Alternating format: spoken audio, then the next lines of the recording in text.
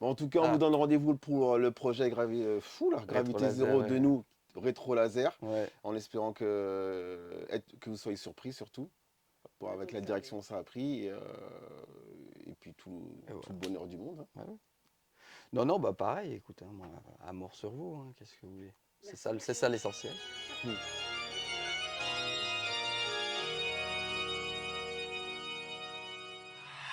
La gorge nouée, simple ouvrier, je me sais condamné n'étant pas sur la liste des navettes du programme Arche de Je vais Noé. commencer Le par le spectacle de disque. Je désolation. pensais, ah bah il y en a beaucoup et donc c'est très compliqué de faire un choix, mais je pense que je vais vous parler de Fun Crusher Plus, je crois que c'est Plus, ça, Plus, plus. de Compagnie Flow. C'est un disque qui est sorti sur le label Rockus. Je sais pas à quelle époque, je dirais début 2000 plutôt, c'est Vers plutôt 2000, plutôt début 2000 je pense. ouais, 80, ouais, 99, Ah, tu 90, penses que c'est ouais, ouais, fin, fin 90, fin 90 quoi, plutôt peut-être alors. ouais. Non, mais album fondateur d'un espèce Courant. de renouveau du hip-hop même mondial. C'est assez rigolo parce qu'il y a eu des labels dans tout, des projets et des labels un peu dans chaque continent, pour pas dire chaque pays plutôt, avec Rockus qui était aux États-Unis, Big Dada en Angleterre. En France, peut-être, on va dire un peu plus humblement, notre scène, Hmm. etc., avec Institube, etc.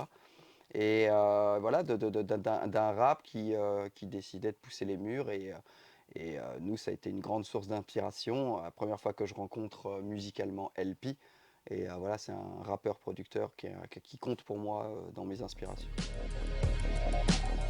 Et le bouquin, je vais faire non pas d'autopromo, mais c'est le bouquin d'un pote de JB Anak d'un groupe qui s'appelle D-Damage. Il a donc raconté les coulisses d'un groupe électro-punk qui était D-Damage aux mêmes périodes que nous quand on a beaucoup tourné, etc. Donc début 2000 jusqu'à 2015, etc. On se voyait souvent, on était aussi dans les mêmes scènes, même si on faisait pas les mêmes, forcément la même musique. Il était avec son frère, évidemment, RIP, qu'on embrasse, Fred Anak, etc. Et ces deux frères ont mené une espèce de vie en fuite en avant magistrale qui est racontée dans son livre qui s'appelle Sale Chien. Et voilà, je le conseille à tout le monde parce que ça représente une époque et ils en sont les acteurs et les témoins, quoi. Voilà, c'est beau.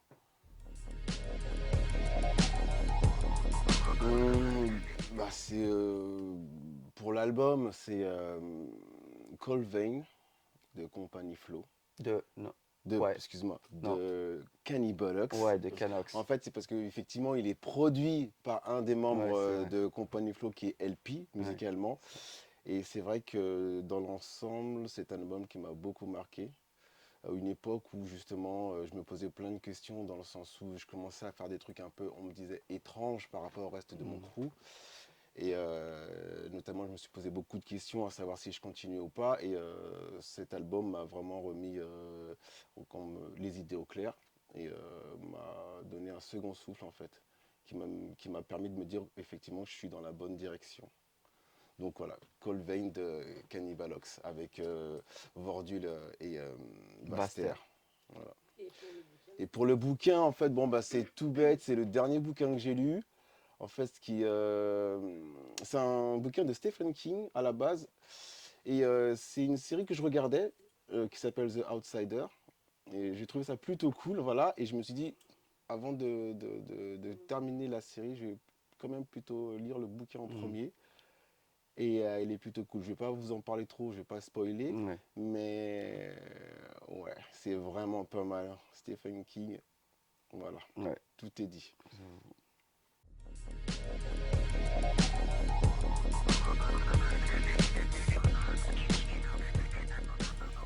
Bah, pourquoi c'était la continuité en fait de notre carrière. En fait, on faisait déjà des choses en commun, notamment tous les deux, ouais, et avec Grums aussi. Et l'idée, bah, ça s'est imposé d'elle-même. On s'est dit pourquoi pas un jour faire un projet commun, un vrai projet commun plutôt que des morceaux à gauche à droite.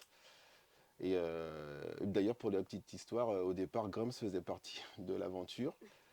Mais et vu qu'il était sur Bordeaux, c'était plus compliqué. Et on est parti à deux sur Gravité Zéro.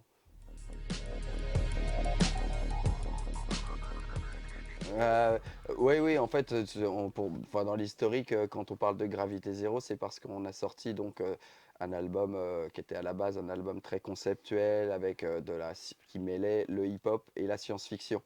Donc voilà, on a eu une vie avec cet album, avec ces albums. Il y a eu des remixes, il y a eu des EP, Et puis, etc., qui oui. sont sortis par la suite. Et là, on est un peu dans cette continuité. Quelque part, je pense qu'on casse un petit peu la marque, comme quand, je ne sais plus si c'est Renault ou quoi, décide de fabriquer des S et de lancer sa propre marque. Je veux dire, le socle commun, c'est vrai que c'est le groupe qu'on avait qui s'appelle Gravité Zéro.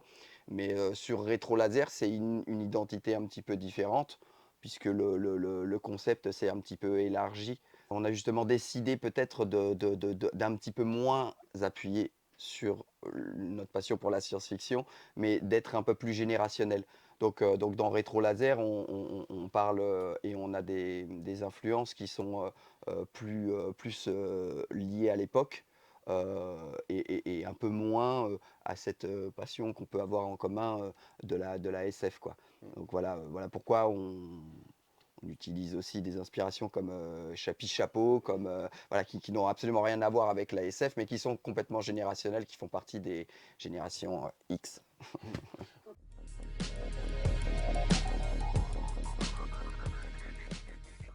Ça s'est étalé sur très longtemps, sur des années. Ça s'est étalé sur des années parce qu'on l'a travaillé en accélération. Après, hop, on attendait, ça temporisait, on a essayé des choses. Pour dire, je crois qu'il y a déjà 3 ans, on avait déjà fait un concert Mm. où on avait le rétro laser qui était, comment dire, axé justement SF. Et on l'avait fait pour ça d'ailleurs, ce concert, pour essayer de se tester avec un public, etc. Et c'est vrai qu'on s'était rendu compte à ce moment-là qu'on avait besoin de quelque chose de plus ludique et de moins intellectualiser les choses. Voilà, pour avoir quelque chose de plus fluide, d'où ce que je te disais tout à l'heure, cet ajout d'inspiration qui sont plus générationnels et moins basés sur une espèce de niche qui est la SF, quoi. C'est un projet où, moi je déteste le jeunisme en fait. C'est un projet où tu as des mecs qui ont un certain âge, qui ont de la bouteille et qui assument l'âge qu'ils ont et qui font la musique qu'ils ont envie de faire à ce moment-là, à cet instant présent. Je crois que ce qui est important, c'est la sincérité, et c'est ça. C'est pour ça qu'en fait, tu nous verras pas sur de la drill, de la jerseyderie ou je sais pas quoi, pas parce qu'on n'aime pas, on crache dessus. Ça n'a absolument rien à voir. C'est simplement qu'en fait, c'est un projet qui est totalement assumé, yeuve. Voilà. C'est le concept. C'est le concept. Le concept est là. On est vieux. On est vieux, d'accord? Il y a un moment, voilà, on va pas jouer, un autre, on va pas jouer d'autres personnages, tu vois? Donc voilà, je pense que c'est quelque part, donc en dehors de ces influences, enfin, tu vois, des caractéristiques un peu techniques du projet, je pense que l'honnêteté du projet, du disque et des morceaux, ils sont vraiment là. C'est de la sincérité de mecs qui se rapprochent de la cinquantaine et qui ont bourlingué et qui ont vécu leur jeunesse pendant les années 80.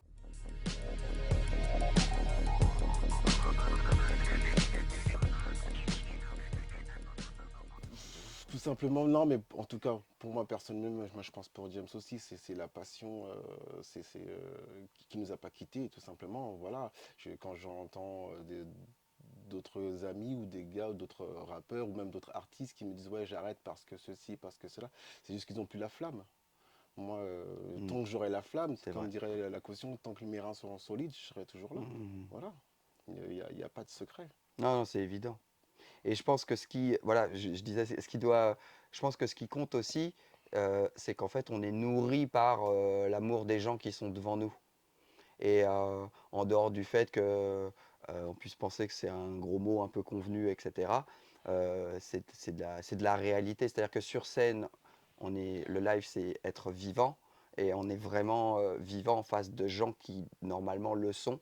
Oui, puis Et le il y a, groupe, il y a, il y a cet échange voilà, cette espèce de mécanique qui opère, qui fait qu'on on est fatigué, mais on se retrouve plus fort à la fin qu'au début. Il Alors, sortira en 2023. non, on a absolument, Mais on a besoin que ça sorte avant la fin de l'année, avant de passer le 2024. Donc ça veut dire qu'il y a peut-être un 31 décembre, hein, on n'est pas à l'abri.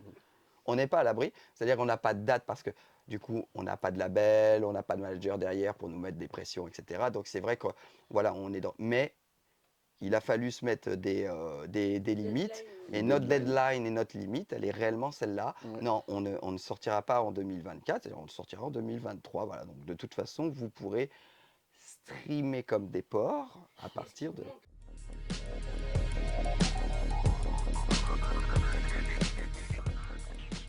Terminer mon texte, je pense que c'est ça que je préfère.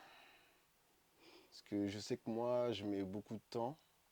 Je reviens souvent dessus. Euh, ça me prend des fois même une éternité. Donc oui, oui, quand il est terminé et que j'en suis content surtout, ouais, ça, là, ouais. Non, je pense que c'est,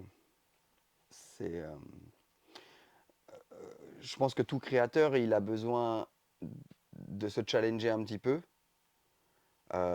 L'écriture, alors bon, il se trouve que nous, on est auteur, compositeur, interprète, ingé son, donc on fait vraiment couteau suisse. Et puis on appartient quelque part à l'époque aussi où ça se faisait, puisque maintenant tout est sectorisé, tout est industrialisé. Donc voilà, il y a du beatmaking, de l'ingé son qui ne fait que ça, etc., etc. Des top liners, bon bref, des gens qui écrivent des textes pour d'autres, etc. Enfin, c'est maintenant courant. Enfin là, nous, on n'est pas de cette école, voilà, tu as compris. Donc c'est vrai que quand on, je pense que quand on écrit un texte qu'on veut, je pense, se challenger. Moi, je veux me challenger moi. C'est-à-dire, j'aimerais, je crois, m'extraire comme ça et me dire, tiens, j'entends pour la première fois ce qui est écrit et me dire, ah, le bâtard, quoi. Ouais, mais il y a des trucs, c'est vrai. C'est Parce ça, qu'on quoi. on est d'une génération où effectivement, il y avait toujours cette compétition entre nous. Et c'est vrai que des fois, quand j'écoute des textes de James, je me dis, ah ouais, quand même, je pense que je vais réécrire ou faire un autre truc pour être à la hauteur. Et c'est toujours cette compétition qui amène justement des morceaux meilleurs. En ce moment, si tu veux une petite news, en ce moment, on est en train de s'engrainer à 4 sur un morceau. OK? Oui. Donc c'est toujours compliqué parce qu'évidemment, on est par Vaux, personne n'est là et tout. Donc les 4, c'est Joagy, c'est moi, c'est Cyanure, c'est Gérard. Donc on a un groupe WhatsApp, on a tout fait, on est bien, on est bordé. On pose chacun de notre côté, puis à chaque fois on poste. Moi, j'ai vu une petite émulation, ça faisait longtemps qu'on ne l'avait pas eu. Oui. On s'est bien engrainé, quoi. On a des, je te les montrerai pas là, on a des Gérard qui sont là, genre, ouais, petit bâtard, attends, je continue à gratter. Tu vois ce que je veux dire? On a des petits trucs, genre, On a des ah, petits- Joagy, il a posé machin, nanana, ok, d'accord, j'ai vu, ok, ah ouais, même James t'a reposé, ok, on voit. Donc on a ce petit truc.